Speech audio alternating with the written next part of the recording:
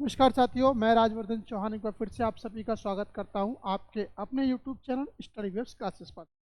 आज जो हम बात करने वाले हैं, जैसा कि सामने आपके लिखा हुआ है, वो हिंदी विराम चिन्हों पर बात करने वाले हैं। यानी कि हिंदी में कुछ चिन्हों का प्रयोग किया जाता है। ये चिन्ह क्या है? विराम चिन्ह या जो है अल्प विराम, पूर्ण विराम, अर्ध विराम या प्रश्नवाचक, इस प्रकार के चिन्हों के नाम से जाने जाते हैं। अगर हम बात करते हैं चिन्ह के बारे में या विराम चिन्हों के बारे में, तो सबसे पहले आपको बताना चाहूँगा कि विराम चिन्ह होते क्या हैं। देखिएगा, जब भी हम वाचिक अभिव्यक्ति में, यानी कि जब हम किसी वाक्य को बोल रहे होते हैं, किसी शब्द को बोल रहे होते हैं, तो बोलते समय हम कुछ क्षण के लिए रुकते हैं। कुछ क्षण के लिए रुकना श्वास लेने के लिए रुकना हो सकता है, या कहें कि किसी बात पर बल देने के लिए रुकना हो सकता है, या कहें कि कुछ समय के लिए जो है समय अंतराल के लिए हम वाक्य में कुछ समय के लिए जो है रुकते हैं, और वो रुकना ही क्या बोला जाता है? वो रुकना ही विराम बोला जाता है।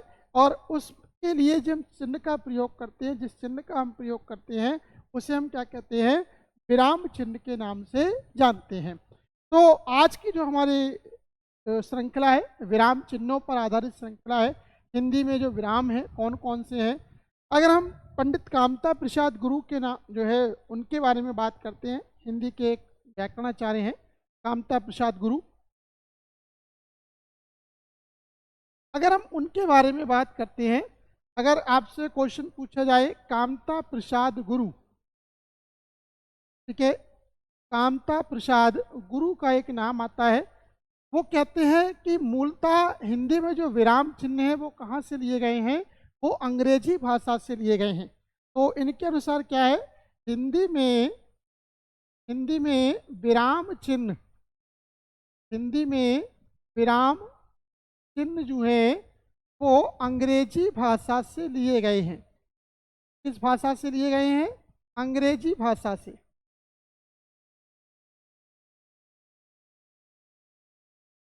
अंग्रेजी भाषा से लिए गए हैं। और इनकी संख्या कितनी है? इनकी संख्या कामता प्रसाद गुरु के अनुसार 20 है। ये मैंने एक लाइन लिखी है, ये लाइन बहुत इंपॉर्टेंट है, यहाँ से आपको कोई ना कोई क्वेश्चन मिलेगा। हो सकता है कि आगे जो हम स्लाइड अभी देखेंगे उसमें आपको कोई ना कोई क्वेश्चन मिले। तो कामता प्रसाद गुरु एक हिंदी के व्याकरणाचार्य हैं, और वो कहते हैं कि मूलतः विराम चिन्हों का प्रयोग हमारी हिंदी व्याकरण में नहीं होता था, लेकिन हमने अंग्रेजी भाषा से को जो है अंग्रेजी भाषा से इनके लिए जो है स्वीकार किया है, और अब हमारे हिंदी भाषा में क्या है? विराम चिन्हों का प्रयोग होने लगा है। या विराम चिन्हों का प्रयोग पहले भी होता था, लेकिन जिस रूप में अगर हम बात करें, जैसे दे रखा हुआ कि आपका कॉमा है, अर्धविराम है, अंश पद है, त्रुटि पद है, संयोजक चिन्ह है, बहुत सारे विराम चिन्ह आएंगे, तो वो जो प्रकार बतलाए गए हैं वो मूलतः अंग्रेजी भाषा के हैं, और हमने उनको क्या है? हिंदी में स्वीकार किया है। ठीक है जी। तो अब हम शुरुआत करते हैं आज के स्लाइड की, और देखते हैं कि कौन कौन से क्वेश्चन हैं जो कि प्रीवियस ईयर्स की परीक्षा में पूछे जा चुके हैं और विराम चिन्हों पर आधारित हैं। तो कभी कभार आप पैराग्राफ देखेंगे, पैराग्राफ में भी आ जाता है कि कौन सा विराम चिन्ह का प्रयोग हुआ है, या कौन सा विराम चिन्ह यहाँ पर आना चाहिए था। तो पैराग्राफ से भी क्वेश्चन बन जाते हैं कभी कभार, और सीधे सीधे क्वेश्चन तो बनते ही हैं। ठीक है। कभी कभार वाक्य त्रुटि वाला होता है, त्रुटि पूर्वक एक वाक्य होता है, और वहाँ पर आपको विराम चिन्ह देखने के लिए मिल जाता है कि विराम चिन्ह का प्रयोग सही नहीं हुआ है। तो ऐसे भी जो है वहाँ पर आपको क्वेश्चन मिलते हैं। चलिए शुरुआत करते हैं, पहले क्वेश्चन की ओर बढ़ते हैं। लिखा हुआ है, आहा तुम्हें पाकर कितना आनंद आ रहा है। वाक्य में उचित विराम चिन्ह का प्रयोग करें। ये सेंटेंस दे रखा है। ठीक है। आहा, आहा जब भी हम प्रयोग करते हैं तो आपने पढ़ा है कि आहा के बाद क्या होता है? इस तरीके का एक डंडा और उसके नीचे एक बिंदु का प्रयोग होता है। आहा, अरे, हे, हो। ठीक है। ये कैसे हैं? ये विस्मयादिबोधक हैं, विस्मय का भाव प्रकट करते हैं। तो कह रहा है, आहा तुम्हें पाकर कितना आनंद आ रहा है, में जो है विराम चिन्ह का प्रयोग करना है। किस विराम चिन्ह का प्रयोग होगा? तो आहा के बाद किसका होगा? हमारा विस्मयादिबोधक चिन्ह का प्रयोग होगा। यानी कि सही आंसर कौन सा होगा? बी वाला। बी वाला कौन सा है? बी वाला इसका बिल्कुल सही आंसर होगा। विस्मयादि बोधक चिन्ह का प्रयोग होगा। बाकी चिन्हों के बारे में भी हम बात करते हैं यहाँ पर। अगर हम पूर्ण विराम की बात करते हैं तो वाक्य की समाप्ति पर प्रयोग होता है और किस तरीके से होता है? एक सीधी खड़ी रेखा के रूप में। एक सीधी खड़ी रेखा के रूप में जो प्रयोग होता है वो होता है हमारा पूर्ण विराम। यदि हम उप विराम के बारे में बात करते हैं, उप विराम कैसा होता है? तो कुछ इस तरीके का होता है। ठीक है, उप विराम कैसा होता है? उप विराम जो है हमारा सामने आपके सॉरी उप विराम की यदि हम बात करते हैं, उप विराम जो होता है वो किस तरीके का होता है? कुछ इस तरीके का होता है। और प्रश्नवाचक चिन्ह की यदि हम बात करते हैं तो क्वेश्चन फॉर्म में जो होता है वो ये होता है। तो अगर ऐसे चिन्ह आपको देखने के लिए मिल जाए, विस्मयादि बोधक का हमने चिन्ह वहाँ पर प्रयोग कर दिया है, फिर भी आपके सामने लगा के दिखा रहा हूँ, ऐसा हो, यदि ऐसा चिन्ह देखने को मिले तो ये कैसे कैसे हैं आपके सामने है। विस्मयादि बोधक हो गया, पूर्ण विराम हो गया, उपविराम हो गया, प्रश्नवाचक हो गया। जहाँ कहीं पर भी विस्मय का भाव प्रकट करने वाले शब्द आहा, अरे, भो, ठीक है, इस प्रकार के वाक्य मिल जाए, संबोधन कारक चिन्ह जहाँ पर मिल जाए आपको, वहाँ पर कैसा होता है? विस्मयादि बोधक चिन्ह का प्रयोग होता है। तो सही वाले का पहले का सही आंसर कौन सा हुआ? बी वाला। अगले क्वेश्चन की ओर बढ़ते हैं। लिखा हुआ है कबीर वाणी के डिक्टेटर थे, इस वाक्य में किस चिन्ह का प्रयोग हुआ है? कबीर वाणी के डिक्टेटर थे, इस वाक्य में किस चिन्ह का प्रयोग हुआ है? देखिएगा चिन्ह, देखिएगा चिन्ह कहाँ पर लगा है। तो चिन्ह आपको दिखाई दे रहा होगा, ये लगा हुआ है, एक यहाँ पर लगा है और एक आपका यहाँ पर लगा हुआ है। ये दो चिन्ह आपको दिखाई दे रहे हैं, दोनों कौमाओं के बीच में क्या है आपका जो है इस वाक्य को लिखा गया है। तो ऐसे चिन्ह क्या बोले जाते हैं? ऐसे चिन्ह हमारे उद्धरण चिन्ह बोले जाते हैं। कौन से? उद्धरण, उद्धरण चिन्ह। और उद्धरण चिन्ह को ही एक नाम और दिया जाता है और वो होता है अवतरण चिन्ह। उद्धरण चिन्ह और अवतरण चिन्ह दोनों ही एक होते हैं, एक ही प्रकार के होते हैं। जब किसी की बात को हम सटीक वैसे का वैसा ही लिख दें, किसी पैराग्राफ में से, किसी जो है पद्यांश गद्यांश में से कुछ पंक्तियां ली जाएं और ठीक वैसी की वैसी लिख दी जाएं जैसी कि वहाँ पर आई हैं, तो वहाँ पर कौन से चिन्ह का प्रयोग होता है? वहाँ पर उद्धरण या अवतरण चिन्ह का प्रयोग होता है। अब उद्धरण चिन्ह जो होता है दो प्रकार का होता है, एक होता है इकहरा, यानी कि एक प्रकार के चिन्ह होगा, और एक होगा दोहरा, यानी कि डबल कॉमा आपको देखने को मिल जाएगा। क्योंकि अवतरण चिन्ह इसका दूसरा नाम है, तो इसे भी हम क्या बोलेंगे? इकहरा, और दूसरा हमारा दोहरा।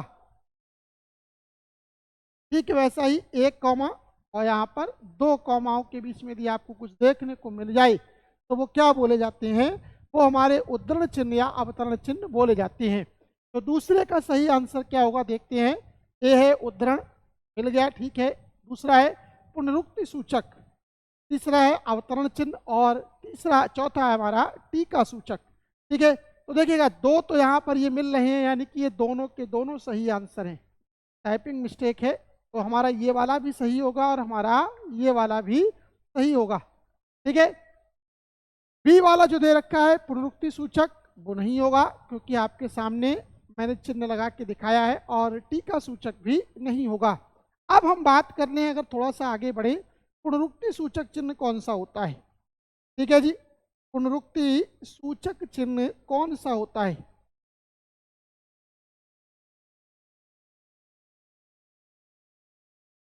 जरा बताएंगे जो लोग भी ऑनलाइन हो, कृपया बताइएगा कि पुनरुक्ति सूचक चिन्ह कौन सा होता है? पुनरुक्ति सूचक चिन्ह, देखिएगा पुनरुक्ति सूचक चिन्ह कौन सा होता है? जैसे कभी आप पढ़ते हैं ना कि जैसे मैं कल विद्यालय जाऊंगा, ये एक लाइन लिखा हुआ है, मैं कल विद्यालय जाऊंगा,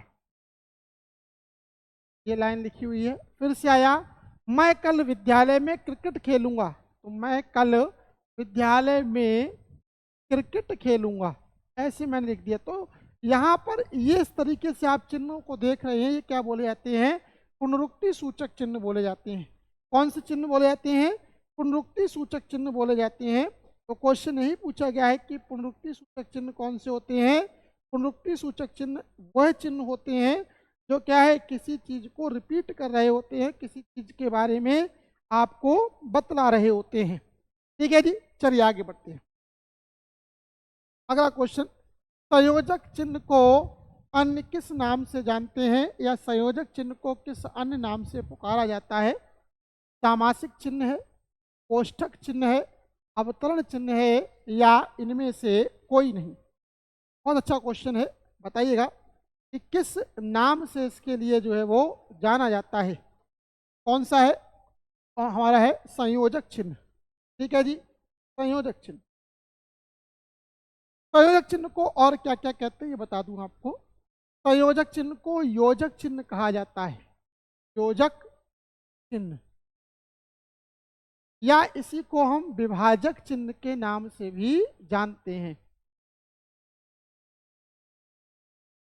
ठीक है, बीच में आप देखते हैं कि एक हाइफन लगा होता है, बीच में एक छोटा सा डंडा देखने को मिल जाए, वो कौन सा होता है? संयोजक चिन्ह होता है, जहाँ दोनों ही पद प्रधान होते हैं। खासतौर से यदि आप द्वंद्व समास को पढ़ते हैं तो वहाँ पर आपको इसका प्रयोग देखने के लिए मिल जाएगा। अगर आप अलंकारों की बात करते हैं तो रूपक अलंकार में आप देखेंगे कि आपको संयोजक चिन्ह का जो है वो एक प्रयोग वहाँ पर देखने के लिए मिलता है। तो यहाँ पर यही क्वेश्चन पूछा गया है कि संयोजक चिन्ह को अन्य किस नाम से जानते हैं। पहला है सामासिक, जो है सामासिक चिन्ह नहीं, क्योंकि इसके नाम योजक या विभाजक है तो गलत हो गया। कोष्ठक चिन्ह, कोष्ठक वाला चिन्ह भी नहीं होता। कोष्ठक मतलब इस तरीके से होता है, आप पढ़ते हैं गणित में आपने कोष्ठक पढ़े होंगे, बड़ा कोष्ठक, मझला कोष्ठक, छोटा कोष्ठक और रेखा कोष्ठक, 4 प्रकार के कोष्ठक आपने पढ़े होंगे, गणित में आते हैं इस तरीके से। यदि आप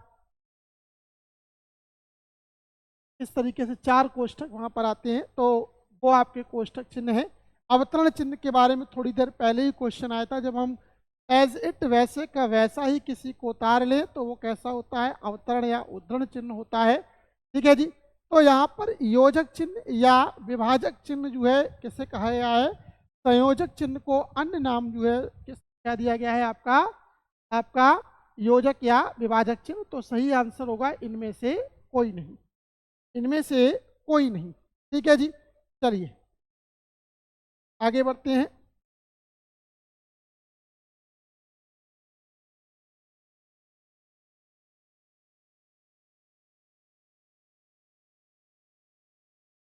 अगला क्वेश्चन देखते हैं। लिखा हुआ है निम्नलिखित चिन्हों में से पूर्ण विराम को पहचानिए। 4 चिन्ह आपके सामने दे रखे हैं, आपको बतलाना है कि इनमें कौन सा पूर्ण विराम का चिन्ह है। तो पहले जो चिन्ह लगे हैं उनके बारे में आपको जानकारी होनी चाहिए। देखिएगा, हम शुरुआत करते हैं इसके साथ। ये कौन सा होता है? ये होता है हमारा अर्ध विराम। अर्ध विराम, जब आप किसी वाक्य को बोल रहे होते हैं तो वहाँ पर आप कुछ देर के लिए रुकते हैं, वो रुकना ही क्या बोला जाता है? अर्ध विराम बोला जाता है। और अर्ध विराम अल्प विराम की तुलना में थोड़ा सा ज़्यादा होता है। इस वाले चिन्ह के बारे में भी आपने पढ़ा था, ये कैसा होता है? योजक या संयोजक चिन्ह होता है। योजक चिन्ह कहते हैं इसे हम। ये कैसा होता है? यह प्रश्न सूचक होता है। कैसा होता है? प्रश्न सूचक चिन्ह होता है। और ये जो एक सीधी खड़ी रेखा हमारे लिए दिखाई देती है, इसे हम बोलते हैं पूर्ण विराम।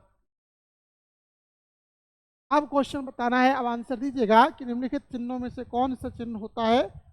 तो ए वाले का फर्स्ट आंसर बिल्कुल सही होगा कि कौन सा होता है? पूर्ण विराम का चिन्ह होता है। फोर्थ का ए आंसर बिल्कुल सही है।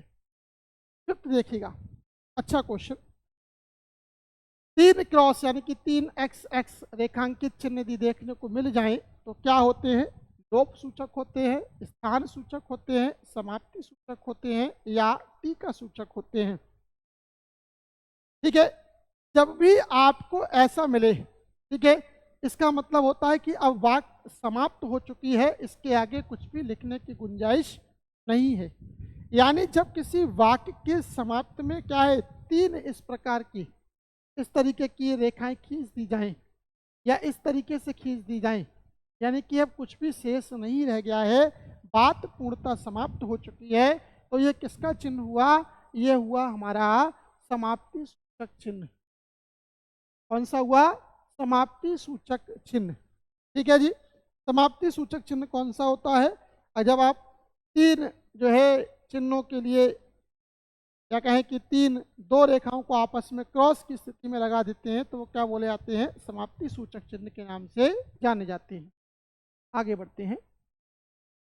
लिखा हुआ है हंस पद किस विराम का एक और नाम है? हंस पद। हंस पद को चिन्ह बता दूं आपको। हंस पद यदि आप देखेंगे तो इस तरीके से होता है। ठीक है, इस तरीके से आपको देखने को मिलता है हंस पद, या इस तरीके से। तो हंस पद किसे कहा गया है? क्वेश्चन यही पूछा गया है। ठीक है, हंस पद कहाँ पर आता है? जहां पर अगर आप कोई वाक्य लिख रहे हैं और उस वाक्य में कोई शब्द लिखने से छूट जाए, जैसे कि मैं थक गया हूं, लेकिन मैं कब थक गया हूं? मैं आज थक गया हूं। मैं आज लिखना और चाहता था, तो मैंने यहाँ पर इस तरीके से हंस पद का प्रयोग किया और मैंने क्या है, इसको ऐसे करके लिख दिया। तो जहाँ पर कोई त्रुटि हो जाती है, जहाँ पर कोई शब्द छूट जाता है, वहाँ पर कौन से जो है चिन्ह का प्रयोग होता है? हंस पद का, या कहें कि त्रुटि पूरक चिन्ह का प्रयोग होता है। और वो आंसर कौन सा है? 6 का डी वाला बिल्कुल सही आंसर है। अल्प विराम कैसा होता है? अल्प विराम आपका ऐसा होता है, एक कोमा। ठीक है, लोप चिन्ह कैसा होता है? लोप चिन्ह इस तरीके से होते हैं। ठीक है, जब बिंदु बिंदु बना के दे दिए जाएं, लोप चिन्ह के रूप में गिने जाते हैं। पूर्ण विराम कैसा होता है? एक खड़ी रेखा के रूप में होता है। तो सही आंसर कौन सा हुआ? सही आंसर हुआ इसका डी, यानी कि 6 का डी आंसर बिल्कुल सही है। 7th, विराम का अर्थ क्या होता है? विराम का अर्थ होता है चलना, विराम का अर्थ होता है ठहरना या रुकना, विराम का अर्थ है बिछड़ना, या विराम का अर्थ होता है स्वर। तो यदि हम विराम के बारे में बात करते हैं तो विराम का शाब्दिक अर्थ होता है ठहराव या रुकना। वाक्य को उच्चारण के समय, वाक्य को बोलते समय या भाषिक अभिव्यक्ति के समय हम जो है सांस लेने के लिए कुछ समय के लिए रुकते हैं। वाक्य पर जोर देने के लिए हम किसी चीज़ पर बल देते हैं, तो वही ठहराव क्या बोला जाता है? वही ठहराव या रुकना क्या बोला जाएगा? विराम बोला जाएगा। यानी कि 7th का सही आंसर कौन सा होगा? 7th का सही आंसर जो है वो हमारा बी वाला होगा। ठीक है जी, 7th का सही आंसर कौन सा है? बी। आगे बढ़ते हैं। क्वेश्चन 8, मुझे बाहर जाना है। मुझे बाहर जाना है, यहाँ पर एक चिन्ह का प्रयोग नहीं किया गया है। चिन्ह बता दूं कौन सा है? चिन्ह वो आपका ये है, इस तरीके से चिन्ह लगा हुआ है और इसी के नीचे आपको रेखा खींच दी गई है और आपको बतलाना है कि अब रेखांकित चिन्ह को पहचानिए। थोड़ा सा अधूरा है, यहाँ पर वाक्य गलत था। मुझे बाहर जाना है, रेखांकित चिन्ह को पहचानिए। पूर्ण विराम है, प्रश्नवाचक है, अल्प विराम है, या लाघव चिन्ह है। पूर्ण विराम का चिन्ह कैसा होता है बता देता हूँ, एक सीधी खड़ी रेखा। अल्प विराम का चिन्ह कैसा होता है? एक कॉमा यदि आपको देखने को मिल जाए तो वो अल्प विराम होता है। ठीक है जी। अगर हम बात करते हैं लाघव चिन्ह के बारे में, तो लाघव चिन्ह कैसा होता है? एक बिंदु के रूप में, एक डॉट के रूप में होता है और प्रश्नवाचक कैसा होता है? कुछ इस तरीके का होता है। मुझे बाहर जाना है, अब इसमें पहचानना है, तो सही आंसर कौन सा हुआ? सही आंसर हुआ इसमें मेरा पूर्ण विराम, यानी कि 8 का ए आंसर बिल्कुल सही है। 8th का ए आंसर बिल्कुल सही है। 9th प्रश्न, नवा क्वेश्चन है, प्रश्न चिन्ह कौन सा है? क्वेश्चन देखिएगा, सरल क्वेश्चन है, आंसर दे सकते हैं आप, दीजिएगा।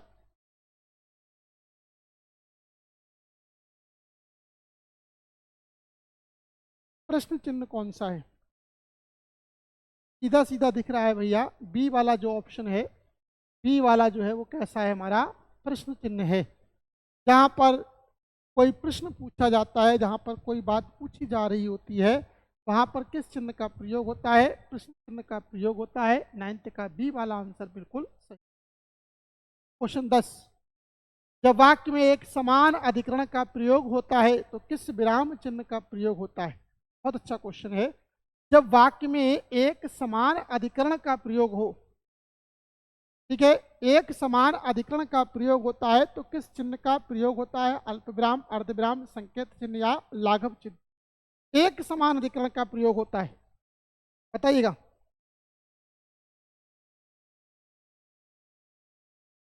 कौन सा इसका सही आंसर होगा?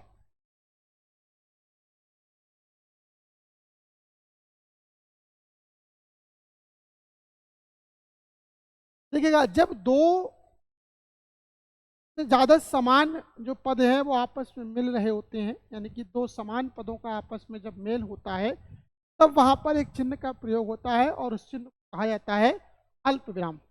ठीक है? दो समान अधिकरण के चिन्हों का प्रयोग करने के लिए, जब दो समान अधिकरण वाले वाक्य आपस में मिलते हैं, तो अल्प विराम का प्रयोग होता है। अर्ध विराम का प्रयोग कहाँ पर होता है? अर्ध विराम का प्रयोग तब होता है जब वाक्य में आपको ज़्यादा देर के लिए रुकना है और दोनों ही वाक्य अपने आप में क्या है, महत्ता रखते हैं। दोनों ही वाक्य कैसे हों, जो है अलग अलग हों, लेकिन समान अधिकरण में क्या होते हैं, एक दूसरे पर डिपेंडेंट है। तो वो कौन सा है हमारा? अल्प विराम इसका बिल्कुल सही होगा। अर्ध विराम गलत आंसर है, लाघव चिन्ह भी इसका नहीं होगा और संकेत चिन्ह भी इसका गलत आंसर दे रखा है। आगे बढ़ते हैं।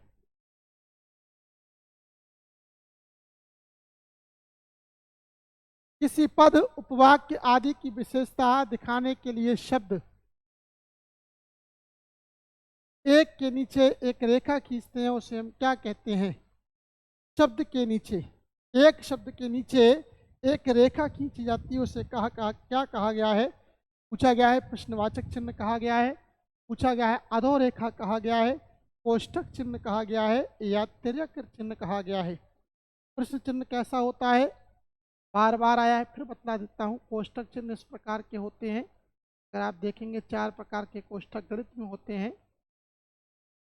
तिर्यक चिन्ह यानी कि तिरछी रेखा के रूप में होता है। और अधोरेखा क्या होती है? अधोरेखा किसी वाक्य में किसी शब्द के नीचे जब खींच दी जाए, जैसे मान लो यही वाक्य लिखा हुआ है कि किसी पद, उपवाक्य, मैंने इसके नीचे रेखा खींच दी, तो ये रेखा क्या बोली जाएगी? ये रेखा अधोरेखा बोली जाएगी। और इस प्रकार ये अधोरेखा उस रेखांकित शब्द पर क्या है, कुछ विशेष प्रभाव डालेगी, बल डालेगी। तो सही आंसर कौन सा होगा? 11 का बी वाला बिल्कुल सही आंसर है। क्वेश्चन 12 देखिएगा, अच्छा क्वेश्चन है, आंसर दीजिएगा। कह रहा है रामू जो बड़ा अच्छा खिलाड़ी है, कल उसकी टांग टूट गई। वाक्य में उचित विराम का प्रयोग करें। अल्प विराम है, अर्ध विराम है, विवरण चिन्ह है, या लाघव चिन्ह है? लाघव मतलब जब वाक्य को छोटा कर दिया जाए तब होता है लाघव चिन्ह, तो ये गलत। वाक्य पूरा लंबा चौड़ा है।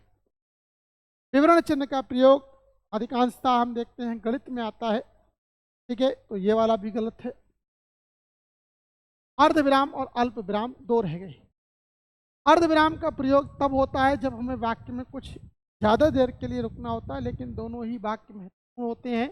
यहाँ पर ऐसा नहीं है, दोनों ही वाक्य समान अधिकरण के हैं, एक दूसरे के साथ जुड़े हुए हैं। इसलिए यहाँ पर किस शब्द का प्रयोग होगा, किस चिन्ह का प्रयोग होगा? अल्प विराम का प्रयोग होगा। रामू जो बड़ा अच्छा खिलाड़ी है, कल उसकी टांग टूट गई। इस तरीके से इसको हम लिखेंगे। तो सही आंसर इसका कौन सा होगा? सही आंसर होगा इसका हमारा ए वाला। क्वेश्चन नंबर 15 देखिएगा। जाना है तो जल्दी जाओ। वाक्य में उचित विराम चिन्ह का प्रयोग करें। जाना है तो जल्दी जाओ, वाक्य में उचित विराम चिन्ह का प्रयोग करें। अल्प विराम होगा, अर्ध विराम होगा, लाघव चिन्ह होगा, या विवरण चिन्ह होगा? ये क्वेश्चन बताना है। देखो, जब भी अगर आप देखेंगे तो यहाँ पर दो चिन्ह आपको दिखाई दे रहे हैं, अवतरण चिन्ह। ये वाले कौन से हैं? अवतरण चिन्ह हैं। और अवतरण चिन्हों से पूर्व या अवतरण चिन्ह के बाद हम जिसका प्रयोग करते हैं वो चिन्ह होता है हमारा अल्प विराम का। याद रखिएगा, अवतरण चिन्ह के बाद जिस चिन्ह का प्रयोग होता है उसे हम क्या कहते हैं? अल्प विराम कहते हैं।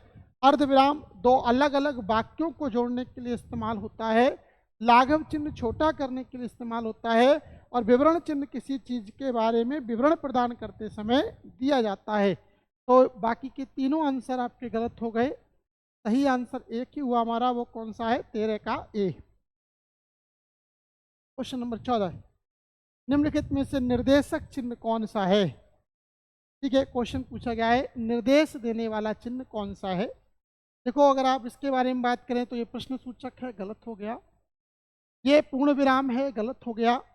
ये अवतरण है या उद्धरण है, इस तरीके से ऊपर लगा हुआ है तो अवतरण या उद्धरण चिन्ह है, ये भी गलत हो गया। हमारे पास केवल एक ही चिन्ह बचता है और वो बचता है हमारा डी वाला, जिसे हम बोलते हैं निर्देशक चिन्ह। तो ये वैसे अगर हम देखें तो निर्देशक चिन्ह कुछ तरीके का होता है, एरो की शेप में होता है। जब कोई चिन्ह क्या है हमें निर्देश दे रहा होता है तो उसे हम क्या कहते हैं, निर्देशक चिन्ह कहते हैं। एक लंबी रेखा के रूप में आपको मिल जाए, एक एरो के रूप में यदि हमको मिल जाए, कभी कभार हमको ऐसे भी मिलता है, तो इसे हम क्या बोलते हैं, निर्देशक चिन्ह कहते हैं। यहाँ पर रेखा थोड़ी सी छोटी है, योजक चिन्ह की तरह लग रहा है। अगर हम इसको थोड़ा सा बड़ा कर दें, अगर हम ऐसे इसको देखें तो ये क्या हो जाएगा, ये एक निर्देशक चिन्ह हो जाएगा। सही आंसर डी वाला इसका बिल्कुल ठीक होगा। अगला क्वेश्चन लिखा हुआ है अल्प विराम का चिन्ह कौन सा है। आंसर नहीं दूंगा, अपने आप बताइएगा। अल्प विराम कौन सा होता है, जब थोड़ी देर के लिए हमें रुकना पड़ता है, हम वाक्य में थोड़ी देर के लिए रुकते हैं, तो वहां पर जिस चिन्ह का प्रयोग होता है उसे हम क्या कहते हैं, अल्प विराम कहते हैं। कौन सा है, देखिए पहला वाला कौन सा है, ये अर्ध विराम है, ये अल्प विराम नहीं है। ये कौन सा है, अर्ध विराम। ये कौन सा है, पूर्ण विराम। तो ये कौन सा है, अगर हम इसके बारे में बात करें तो विस्मयादि बोधक, विस्मय का बोध कराने वाला, विस्मयादि बोधक। एक रह गया जिसे हम बोलते हैं क्या, अल्प विराम। जब कुछ समय के लिए आपको वाक्य में रुकना पड़े तो वो कौन सा चिन्ह होता है, इस तरीके का चिन्ह आपके सामने दे रखा है, जिसे हम कॉमा बोलते हैं अंग्रेजी में। क्या बोला जाता है, अल्प विराम बोला जाता है। अगला क्वेश्चन, संज्ञा की द्विरुक्ति हो, संज्ञा की द्विरुक्ति हो तो उनके बीच में कौन सा चिन्ह रहता है। संज्ञा का जब प्रयोग हो, संज्ञा दोबारा आए, तब कौन सा होगा, अवतरण चिन्ह होगा, योजक चिन्ह होगा, कोष्ठक चिन्ह होगा, या निर्देश जो है निर्देशक चिन्ह होगा। ठीक है जी, संज्ञा की जब जो है द्विरुक्ति हो, यानी कि संज्ञा जो है वापस लौट के आए, जैसे मैंने कहा राम राम, एक शब्द दे रखा है मैंने इस तरीके से, राम राम। चलो चलें,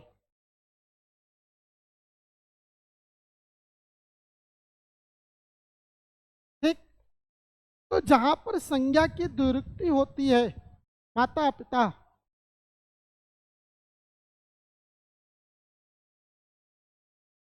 साथ साथ आए हैं, संज्ञा की द्विरुक्ति हो रही है, ठीक है, तो वहां पर कौन सा चिन्ह होता है, वहां पर योजक चिन्ह होता है। निर्देशक चिन्ह कैसा होता है, लंबाई के द्वारा जो निर्देशित करे वो होता है। कोष्ठक चार प्रकार के होते हैं, कई बार आ चुका है, बड़ा कोष्ठक, मंझला कोष्ठक, छोटा कोष्ठक और रेखा कोष्ठक। अवतरण चिन्ह इकहरा होगा तो इस तरीके का होगा, और दोहरा होगा तो कुछ इस तरीके का होगा। ठीक है जी, तो सही आंसर इसमें कौन सा होगा, सही आंसर होगा हमारा बी वाला, बिल्कुल सही आंसर है। क्वेश्चन नंबर 17, बड़ा अच्छा क्वेश्चन है। शुरुआत में मैंने लिखाया भी था, आपको यदि याद हो, जब मैंने इस क्लास को शुरू किया था उस समय क्वेश्चन आया था, श्री कामता प्रसाद गुरु के अनुसार विराम चिन्ह को किस भाषा से लिया हुआ माना जाता है। मैंने कहा श्री कामता प्रसाद गुरु हिंदी के व्याकरणाचार्य हैं, और उन्होंने माना है कि हिंदी में विराम चिन्हों को कहाँ से लिया गया है, हिंदी में विराम चिन्हों को अंग्रेजी भाषा से लिया गया है। और मैंने ये भी बताया था कि कामता प्रसाद गुरु के अनुसार व्याकरण चिन्हों की संख्या कितनी है, 20 होती है। तो यहाँ पर यही पूछा गया है कि कहाँ से लिया गया है, अरबी है, अंग्रेजी है, फ्रेंच है, चीनी है, कहाँ से लिया गया है, अंग्रेजी भाषा से हमने क्या है इनको लिया है। चीनी गलत है, फ्रेंच गलत है, अरबी गलत है। कितने हैं ये भी याद रखिएगा। विराम चिन्हों की संख्या कितनी बताई है श्री कामता प्रसाद गुरु जी ने, तो श्री कामता प्रसाद गुरु जी ने विराम चिन्हों की संख्या कितनी, 20 बतलाई है। सही आंसर हुआ 17 का बी। अगला क्वेश्चन ठीक वैसा ही है, श्री कामता प्रसाद जी के अनुसार विराम चिन्हों की संख्या कितनी है, नहीं बताऊंगा अभी, ठीक पहले मैंने इसका आंसर आपको दिया है। कमेंट सेक्शन में बताइएगा कि कितने उन्होंने जो है विराम चिन्ह बतलाए हैं। अभी थोड़ी देर पहले मैंने आपको ये अभी जस्ट इसके पिछले वाले क्वेश्चन में ही लिखाया है, आंसर दीजिएगा। आगे बढ़ते हैं, क्वेश्चन नंबर 19 देखते हैं। छंदों में एक चरण की समाप्ति कर किस विराम चिन्ह का प्रयोग होता है।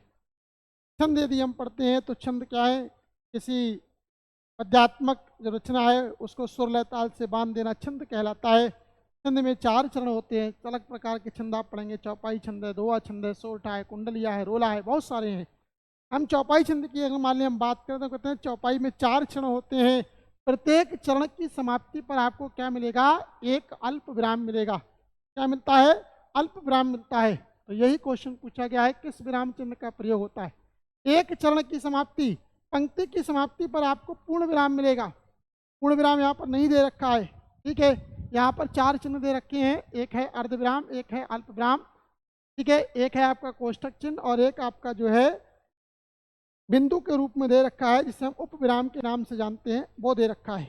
तो कौन सा चिन्ह देखने के मिलता है? हमें अल्प विराम का चिन्ह देखने के लिए मिलता है। अगला क्वेश्चन, माँ मेरा कल्याण करो वाक्य में उचित विराम चिन्ह का प्रयोग करें।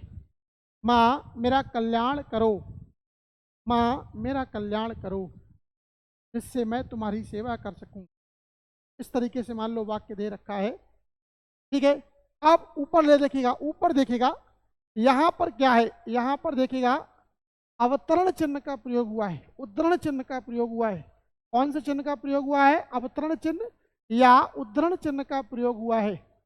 और उद्धरण या अवतरण चिन्ह के बाद किसका प्रयोग होता है? अल्प विराम का प्रयोग होता है। इसका प्रयोग होता है, अल्प विराम का प्रयोग होता है। यानी कि सही आंसर कौन सा होता है? सही आंसर होता है 20 का ए वाला, बिल्कुल सही आंसर है। आगे बढ़ते हैं, 21वां क्वेश्चन, मिश्रित तथा संयुक्त वाक्यों में विरोध का भाव प्रकट करने के लिए किस विराम चिन्ह का प्रयोग किया जाता है? मिश्रित और संयुक्त वाक्यों में जब विरोध का भाव प्रकट हो तब कौन सा चिन्ह का प्रयोग होगा? क्वेश्चन पूछा गया है, बहुत अच्छा क्वेश्चन है।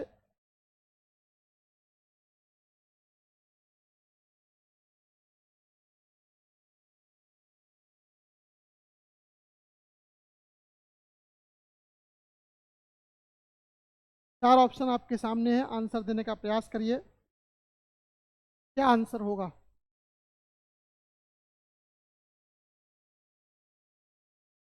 कह रहा है विस्तृत और संयुक्त वाक्यों में विरोध का भाव प्रकट करने के लिए, विरोध का भाव आ गया।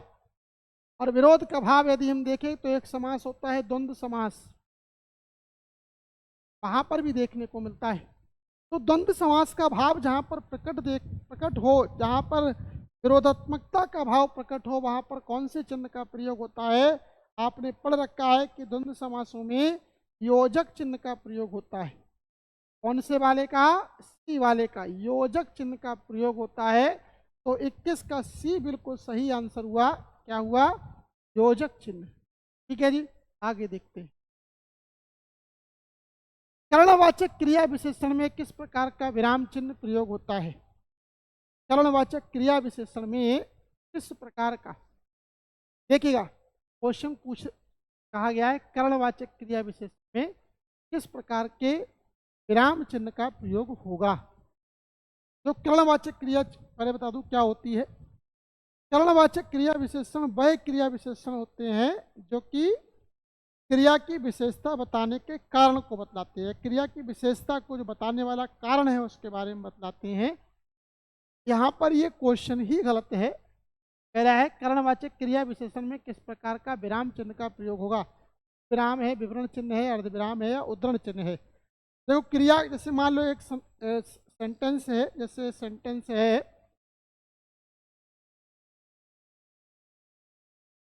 सेंटेंस मान लीजिए लिखा हुआ है बगीचे में सुंदर लाल गुलाब खिल रहे हैं, ये लाइन लिखी हुई, ठीक है। तो यहाँ पर अगर आप बात करें तो लाल क्या है? विशेषण हो गए, खिलना क्या हो गई? क्रिया हो गई।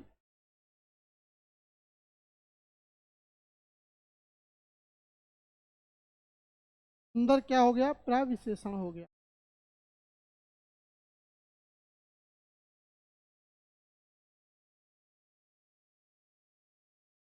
प्रविशेषण, ठीक है जी। जो विशेषण की भी विशेषता को बताएं उन्हें हम क्या कहते हैं? प्रविशेषण कहते हैं। कह रहा है करणवाचक क्रिया विशेषण में करण मतलब कारण को बताने वाली क्रिया विशेषण में किस प्रकार का विराम चिन्ह का प्रयोग होता है। विराम का होगा, बिल्कुल नहीं होगा। उद्धरण चिन्ह होगा, नहीं होगा। विवरण चिन्ह होगा, नहीं होगा। अर्धविराम भी नहीं होगा। यदि वाक्य समाप्त होगा तो वाक्य समाप्त किसके साथ होगा? पूर्ण विराम के साथ होगा। बस, बाकी यहाँ पर कोई आंसर सही नहीं दिया गया है, तो पूर्ण विराम ही वहाँ पर प्रयोग होगा। बीच में कभी भी हम उसका प्रयोग नहीं करेंगे। जैसे आप इस सेंटेंस को देखिएगा, हमने यहाँ पर क्या किया है? नहीं किया है। ठीक है, तो करणवाचक क्रिया विशेषण जब तीनों साथ साथ आएंगे, कारण बता रहा होगा, तो वहाँ पर जो है आपका हमेशा जो है अधिकांशतः वाक्य के अंत में पूर्ण विराम शब्द का प्रयोग होगा। तो 22 का सही आंसर कोई नहीं है। 4 के चारों ऑप्शन आपके गलत दे रखे हैं। आगे, तुम कब आओगे इस वाक्य में उचित विराम चिन्ह का प्रयोग करें। तुम कब आओगे, ठीक है। तुम कब शब्द आया है, कब प्रश्नवाचक है, प्रश्नवाचक है। सही आंसर कौन सा होगा? 23 का भी बिल्कुल सही आंसर होगा। कोष्ठक गलत होगा, उपविराम गलत होगा, है विराम गलत होगा। तुम कब आओगे प्रश्नवाचक, प्रश्नवाचक वाक्य के साथ जो है चिन्ह के साथ इस वाक्य की होगी। 23 का भी आंसर।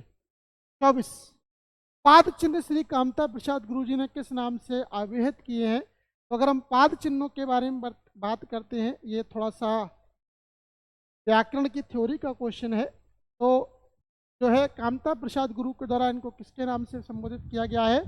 रेखा चिन्हों के नाम से जो है संबोधित किया गया है, या रेखा के नाम से इनके लिए जो है वो संबोधित किया गया है। पंक्ति इनमें से कोई नहीं और ध्वनि कैसे हैं, इनके गलत आंसर हैं। ठीक है जी। अगला अच्छा क्वेश्चन है, 25वां क्वेश्चन। तुल्यता, तुल्यता सूचक चिन्ह को पहचाने। जो तुलना करता है, जो बतलाता है कि एक पक्ष दूसरे पक्ष के बराबर है, उसे हम तुल्यता सूचक चिन्ह कहते हैं। बताना है कि कौन सा है। देखिएगा ऊपर वाला अगर आप देखें, ये वाला लाघव चिन्ह की ओर संकेत कर रहा है, नहीं होगा। अगला देखिएगा बी वाला ऑप्शन कोष्ठक चिन्ह की ओर संकेत कर रहा है, नहीं होगा। सी वाला हंस पद की ओर जो है संकेत कर रहा है, नहीं होगा। और डी वाला आपका बिल्कुल सही आंसर होगा, तुल्यता। ए बराबर है सी के, ए बराबर है बी के। ठीक है, ऐसे आप देखते हैं तो जहाँ पर तुलना का बोध कराते हैं, जो एक दूसरे की तुलना करते हैं, उन्हें हम तुल्यता सूचक कहते हैं। तो सही आंसर कौन सा होगा? 25 का डी वाला आंसर बिल्कुल सही होगा। ठीक है जी, 25 का डी आंसर बिल्कुल सही होगा। तो ये थे हमारे आज के कुछ क्वेश्चंस जो कि विराम चिन्हों पर थे। आशा करता हूँ ये वीडियो आपको पसंद आई होगी। यदि चैनल को सब्सक्राइब नहीं किया, चैनल को सब्सक्राइब जरूर करें। जो है यदि आपके कोई क्वेश्चन है, आपकी कोई क्यूरी है, तो ऑनलाइन और ऑफलाइन दोनों ही माध्यम से आप हमारे साथ जुड़ सकते हैं और आपकी जो समस्याएं हैं, जो आपके प्रश्न हैं, उनका निदान हमारे द्वारा किया जाएगा। आज के लिए फिलहाल इतना ही। धन्यवाद।